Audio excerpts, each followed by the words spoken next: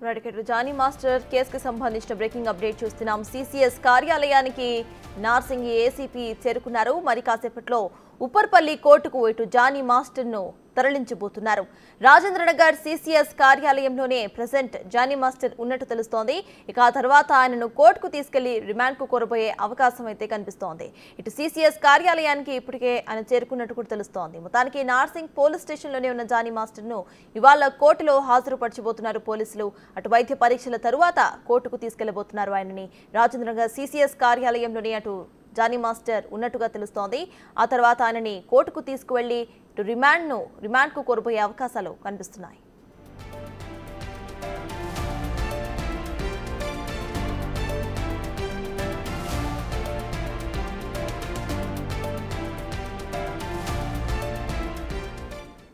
Narsingi police station లోనే ఉన్న Johnny master ను కోర్టులో హాజరుపరచబోతున్నారు పోలీసులు. వైద్య పరీక్షల తర్వాత కోర్టుకు తీసుకువెళ్లారు.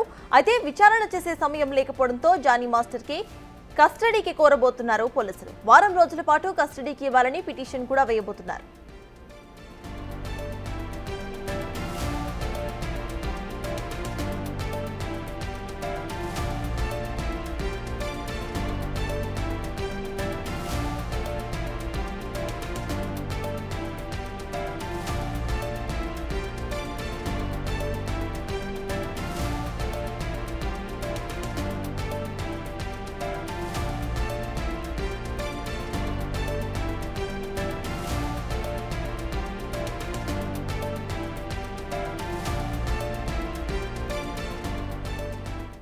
టాలీవుడ్ ఇండస్ట్రీని జానీ మాస్టర్ కేసుకు కుదుపు కుదిపేసింది. ప్రెసెంట్ జానీ మాస్టర్ ని అటు గోవాలో అరెస్ట్ చేసిన పోలీసులు అటు నార్సింగ్ పోలీస్ స్టేషన్ లోకి తరలించారు. ఇక అక్కడి నుండి జానీ మాస్టర్ ను కోర్టులో హాజరుపరచబోతున్నట్టు తెలుస్తోంది.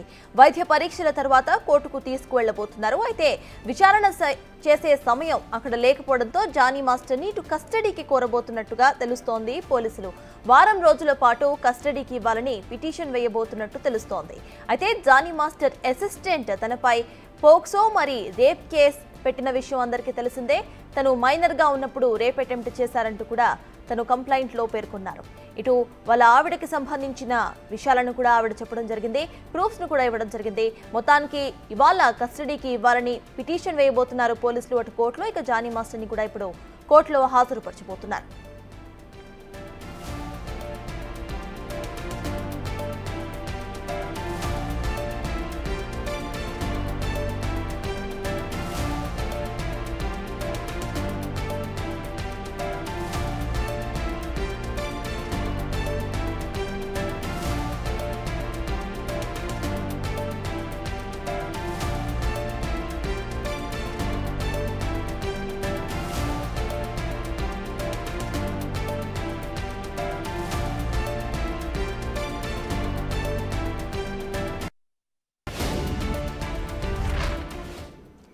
ఇదే అంశంపై పూర్తి డీటెయిల్స్ ను మా ప్రతినిధి రాణా అందిస్తారు. రాణా, చెప్పండి, ప్రెసెంట్ అక్కడ అప్డేట్స్ ఏంటి? అని కోర్టుకు తరలిస్తున్నట్టు తెలుస్తోంది. అక్కడ పరిస్థితి ఏంటి?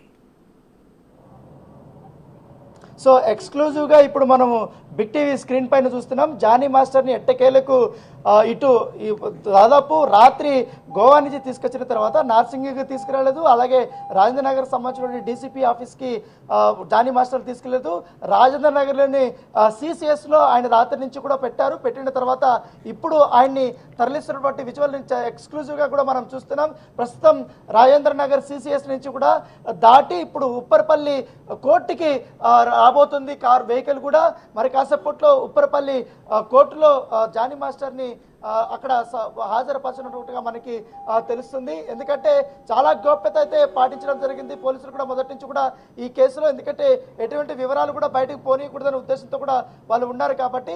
దాంతోపాటు జానీ మాస్టర్కి సంబంధించిన విజువల్స్ కానీ ఆయన ఎక్కడ విచారిస్తున్నారు, ఎక్కడ తీసుకొచ్చారు, ఎవరికి అప్పుగా ఇచ్చారు అనే విషయాలు కూడా ఎవరికి బయటకు చెప్పాల్సినటువంటి పరిస్థితి కనపడలేదు. అయితే ఉదయం నుంచి కూడా బిగ్ టీవీ ఎక్కడెక్కడ జానీ మాస్టర్ని తీసుకొని వచ్చారు, ఎక్కడ పెట్టారన్న దానిపై కూడా మనం అనేక రకాలుగా కూడా ఇప్పటికే శోధించిన తర్వాత ఆయనని రాజేంద్ర నగర్ సిసిఎస్ నుంచి కూడా పెట్టారు. అక్కడ విచారిస్తున్నారని తెలుసుకొని అక్కడికి బిగ్ టీవీ కూడా వచ్చింది. ఇప్పుడు అదే విజువల్స్ కూడా మనము చూపిస్తున్న నేపథ్యం కనపడుతుంది. ఇంకోటి దాదాపు 3 గంటల పాటు కూడా ఆయన్ని విచారించారు. ఎందుకంటే సుదీర్ఘంగా కూడా ఇటు గోవా నుంచి కూడా ఆయన తీసుకొని వచ్చారు కాబట్టి ఆయనకి నిద్ర లేదు. పైగా వచ్చినటువంటి టీం కూడా బాగా అలసిపోయారు.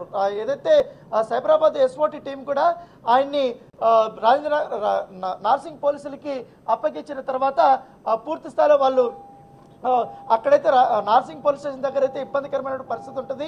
ఎందుకంటే ఆయన అభిమానులు కానీ లేకపోతే కుటుంబ సభ్యులు కానీ ఇతర మీడియా సంబంధించిన వాళ్ళందరూ కూడా హడావిడి అనేది ఎక్కువగా ఉంటుంది. ఈ నేపథ్యంలో విచారణ చేయడం కష్టం అనే ఉద్దేశంతో కూడా పోలీస్ అధికారులు భావించారు. దానికి తగ్గట్టుగానే రాజేంద్ర నగర్ అయితే చాలా దూర ప్రాంతము, పైగా సిసిఎస్ ఎక్కడో లోపల ఒక అడవి ప్రాంతంగా ఉంటుంది కాబట్టి అక్కడ లోపల పెడితే ఎవరికి డౌట్ రాదనే ఉద్దేశంతో కూడా పోలీసులు వివరించారు. అక్కడైతే నిర్మానుష్య ప్లేస్ లాగా ఉంది కాబట్టి అక్కడ అనేక వివరాలను కూడా జానీ మాస్టర్ నుంచి కూడా సేకరించినట్టుగా మనకు సమాచారం అవుతుంది. అయితే జానీ మాస్టర్ ఒక క్యాప్ పెట్టుకున్నాడు. క్యాప్ పెట్టుకొని ముఖానికి ఒక క్లాత్ కట్టుకున్నాడు, కర్చీఫ్ కట్టుకున్నటువంటి పరిస్థితి కనపడుతుంది.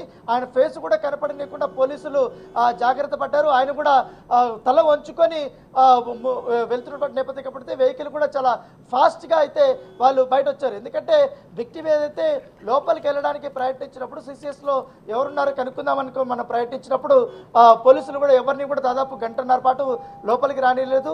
అప్పటికే ఉదయం నుంచి 3 సార్లు ఇటు రాజేంద్రనగర్ సంబంధించి అలాగే నార్సింగ్ పరిధిలోకి వచ్చిన రానా మీరైతే హోల్డ్లో ఉండండి. ఇటు ఉప్పర్పల్లి కోర్టు దగ్గర మా ప్రతినిధి సురేష్ లైవ్ లో రెడీగా ఉన్నారు. సురేష్ చెప్పండి, ప్రెసెంట్ అక్కడ అప్డేట్స్ ఏంటి? ఇటు జానీ మాస్టర్ ని కోర్టుకి తీసుకొస్తున్నట్టు తెలుస్తోంది పోలీసులు.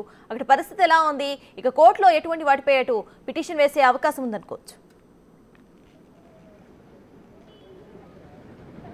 జానీ మాస్టర్ని గోవాలో అరెస్ట్ చేసి అక్కడ కోర్టులో హాజరుపరిచిన తర్వాత ట్రాన్సిట్ ఆర్డర్ పైన తెలంగాణకు తీసుకురావడం జరిగింది. నిన్న రాత్రే అతన్ని సైబరాబాద్ పోలీసులు తీసుకువచ్చి సిసిఎస్లో ఉంచి ఆయనను విచారించారు. ఆయనకు స్టేట్మెంట్ని కూడా రికార్డ్ చేయడం జరిగింది. బాధితురాలు ఫిర్యాదులో అనేక విషయాలు కంప్లైంట్ చేసింది కాబట్టి ఆ ఫిర్యాదుకు సంబంధించిన కొన్ని విషయాలపైన ఆయన స్టేట్మెంట్ని కూడా రికార్డ్ చేసి ఆయనను విచారించి కొద్దిసేపటి క్రితమే రాజేంద్రనగర్ సిసిఎస్ నుంచి ఉప్పర్పల్లి కోర్టు, నేను ఏదైతే కోర్టు దగ్గర ఉన్నానో ఈ కోర్టుకే తీసుకొచ్చి ఆయనను హాజరుపరచనున్నారు. అయితే 2 రోజుల నుంచి కూడా జానీ మాస్టర్ ఎక్కడున్నారో అసలు పోలీసులు అరెస్ట్ చేయట్లేరు అనే విమర్శలు రావడంతోనే గోవాకు వెళ్ళారు. మొదట లడాఖ్లో ఉన్నాడు, తర్వాత గోవాలో ఉన్నాడు, తర్వాత బెంగళూరులో ఉన్నారు అనే అన్ని ఊహాగానాల తర్వాత గోవాలో జానీ మాస్టర్ ఉన్నట్టు పోలీసులకు సమాచారం రావడంతో అక్కడికి వెళ్ళి ఆయనను అదుపులోకి తీసుకొని అక్కడ ఉన్న న్యాయస్థానంలో హాజరుపరిచిన తర్వాత